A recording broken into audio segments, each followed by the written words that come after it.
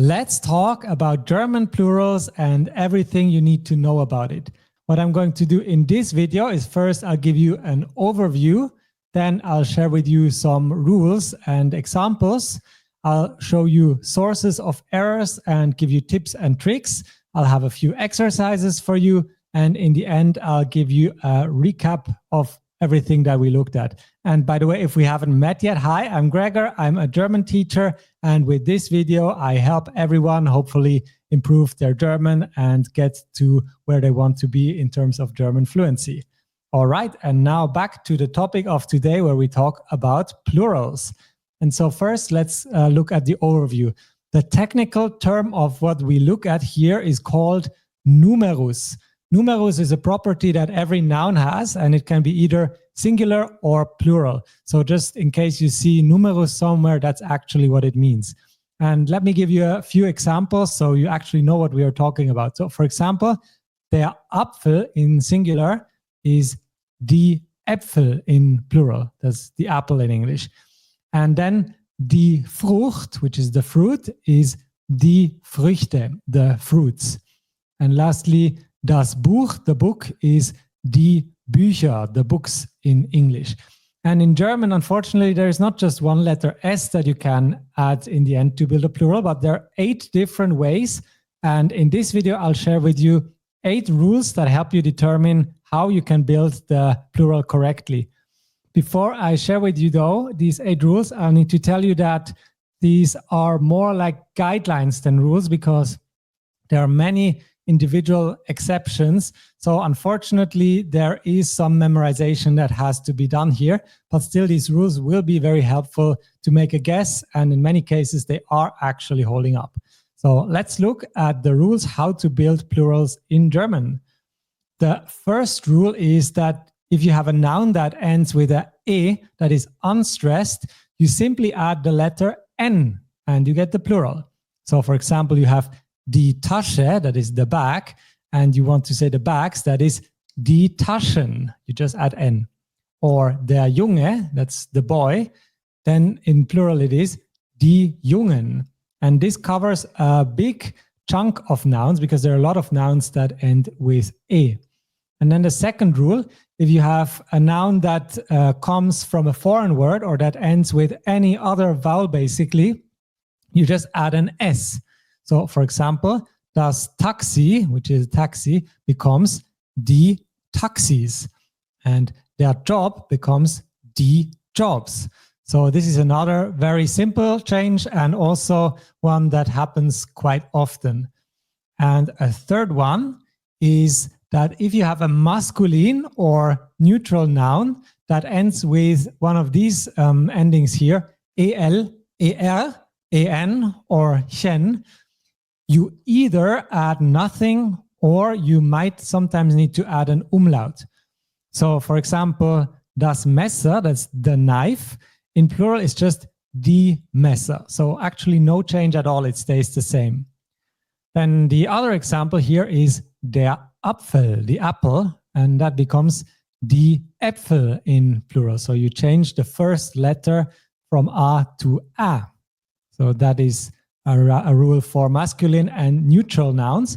And rule number 4 is basically the same for feminine nouns, although some endings of these 4 actually don't exist. So for feminine ones, it's only el and er. And in these cases, you just add the letter n. So for example, we have die Regel, that becomes die Regeln. And die Schwester, that's the sister, that becomes die Schwestern. All right, rule number 5. For all other feminine nouns, you simply add en. So for example, die Tür becomes die Türen and die Freundin becomes die Freundinnen. And here you can notice sometimes we add an additional letter. So for example, Freundin, you see there is another N added before the en, and that's just because it sounds more natural that way. So all of these female professions, Bäckerin, Polizistin, they always get another N added in between, just as a sound change, but it's not a rule per se. It's something you'll just get familiar as you use these nouns over time. And one thing you can also note here is that feminine nouns actually never have the umlaut change. So Apfel, Äpfel, that kind of thing, it actually only happens with masculine nouns and also neutral ones, but never with feminine ones. All right, now 3 more rules left. So let's look at Regel Nummer 6. For other masculine one-syllable nouns, add E or E with umlaut. So for example, der Tisch becomes die Tische and der Ball becomes die Bälle. All right, and for neutral one-syllable nouns, you add ER or ER with umlaut. For example, das Bild becomes die Bilder or das Haus becomes die Häuser. So that's one with umlaut. And the last rule, for all other masculine and neutral multi-syllable nouns, you add either en or e. So for example, der Student becomes die Studentin, that's the student. And das Ergebnis, that's the result, that becomes die Ergebnisse. All right, so these were the 8 rules. Now let's look at some common sources of errors. So one is the umlaut changes. The A becomes E, O becomes Ö, and U becomes Ü. And you just need to remember all the cases where that happens. And you will notice it's actually not that crazy many. So most standard plural forms don't need it, but some do. And so you can remember those that do. That's the best way to go about it. Then another source of error is that you don't know the gender of the noun. And as you saw right now, the gender also determines quite some things about the plural as well. So especially between masculine neutral and on the one side and feminine on the other side, there are a lot of differences. So make sure you know the genders of the nouns to build the plurals correctly. And then lastly, there is just the fact that there are lots of exceptions and irregularities. So there is just no way around remembering them and memorizing them whenever you learn a new noun. All right, and now let's look at tips and tricks. The first one is actually just what I mentioned. Whenever you learn a noun, it's best to just also learn the plural. So for example, die Blume, the flower, you could just remember the plural is die Blumen, and you just learn it at the same time.